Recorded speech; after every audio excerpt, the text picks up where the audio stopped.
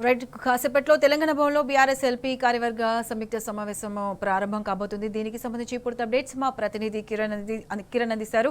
కిరణ్, చెప్పండి, 10 ఏళ్ల బీఆర్ఎస్ పాలనలో చేపట్టిన నీటి పారుదల ప్రాజెక్టులు వాటిని కాంగ్రెస్ ప్రభుత్వం ముందుకు తీసుకోవడంలో ఫెయిల్ అయినట్లు తెలుస్తుంది. సో ఈ నేపథ్యంలో ఈరోజు బీఆర్ఎస్ ఎల్పీ సమావేశం కొనసాగుతుంది. సో దీనికి సంబంధించి పూర్తి అప్డేట్స్ ఏంటి?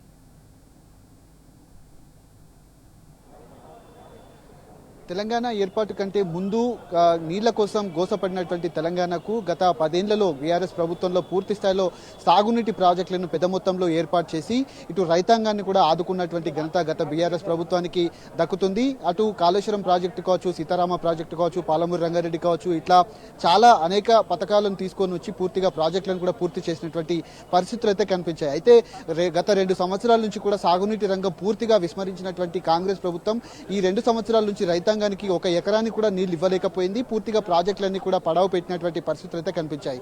మరోవైపు పాలమూరు రంగారెడ్డి ప్రాజెక్టుకు సంబంధించినటువంటి అంశంలో ఆ ఏపీ ప్రభుత్వానికి పూర్తి స్థాయి కేటాయింపులకు ఒప్పుకున్నటువంటి రాష్ట్ర ప్రభుత్వం కేవలం తెలంగాణకు 45 టీఎంసీలకు మాత్రమే ఒప్పుకున్నటువంటి పరిస్థితులు అయితే కనిపిస్తున్నాయి. గత ప్రభుత్వంలో 91 టీఎంసీలు రాబట్టింది గత ప్రభుత్వం. కానీ ఈ ప్రభుత్వం మాత్రం 45 టీఎంసీలకే పరిమితం చేయడం పట్ల పూర్తిగా రైతాంగం కూడా ఇబ్బందులు పడేటువంటి అవకాశం ఉన్న నేపథ్యంలో దీనికి జంగు సైరన్ మోగించేందుకు బీఆర్ఎస్ అధినేత కేసీఆర్ ఈ రోజు బీఆర్ఎస్ ఎల్పీ సమావేశంతో పాటు కార్యవర్గ సమావేశం కూడా ఏర్పాటు చేసి దిశానిర్దేశం చేయబోతా ఉన్నారు.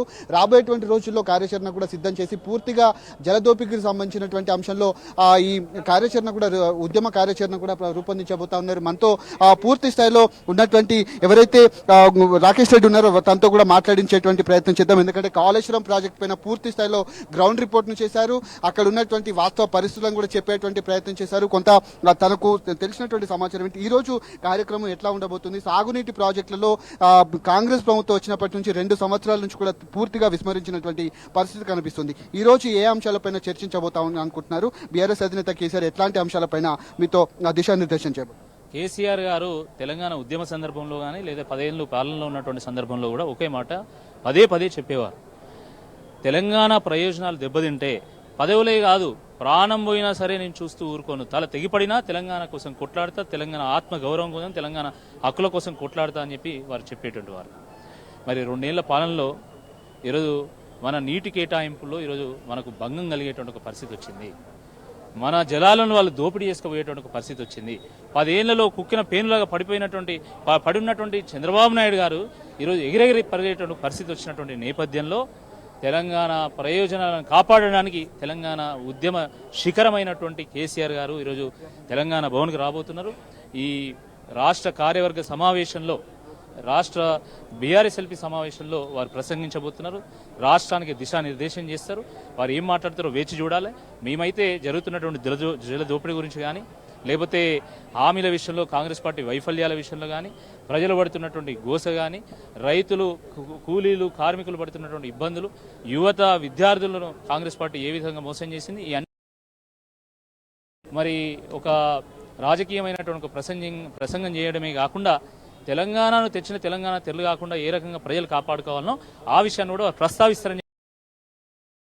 తెలంగాణ ఏర్పడింది నీళ్లు, నిధులు, నియామకాల ట్యాగ్లైన్తో. నియామకాలు ఎక్కడ కూడా ఇబ్బందులు పడలేదు, నిధులకు కూడా అంతే మొత్తంలో నిధులు కూడా సమకూర్చుకుంది. గత 10 ఏళ్లలో కూడా ఎక్కడ కూడా ఇబ్బందులు రాలేదు.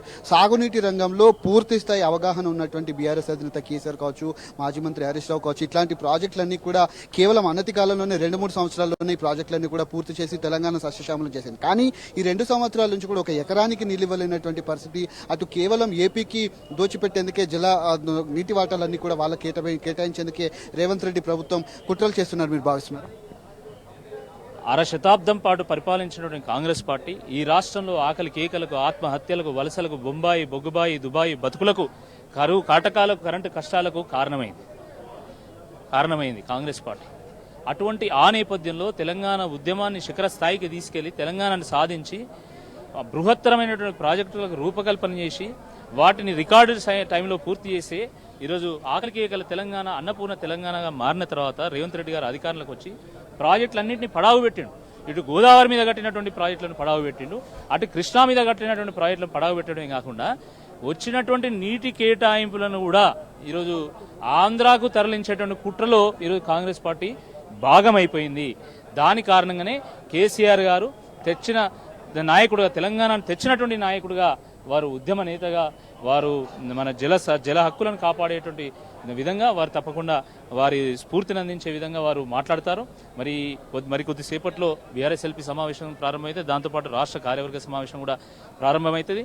రాష్ట్ర రాజకీయాలను స్పృశిస్తూ తెలంగాణ ఆత్మ గౌరవాన్ని మరి కాపాడే విధంగా ఏ విధంగా ప్రజలు వివరించాలో దిశానిర్దేశం చేస్తారు. ఇది వారు చెప్తున్నటువంటి పరిస్థితి కనబడుతుంది. పూర్తిగా మరి కాసేపట్లోనే బీఆర్ఎస్ అధినేత కేసీఆర్ ఆధ్వర్యంలో జరిగేటువంటి సమావేశంలో పలు కీలక అంశాలపైన కూడా ప్రస్తావించేటువంటి అవకాశం ఉంది. పూర్తిగా సాగునీటి రంగానికి సంబంధించినటువంటి ప్రాజెక్టుల అంశం కావచ్చు, ఏపీ ప్రభుత్వానికి రేవంత్ రెడ్డి ప్రభుత్వం చేసినటువంటి వత్తాసు పలకడం పట్ల ఇటు కుట్రలు చేసేటువంటి ప్రాజెక్టుల అంశాలపైన కూడా ప్రస్తుతం తాను కేసీఆర్ మాట్లాడేటువంటి అవకాశాలు ఉన్నట్టుగా బీఆర్ఎస్ నేతలు అయితే చెప్తా ఉన్నారు. రైట్ కిరణ్.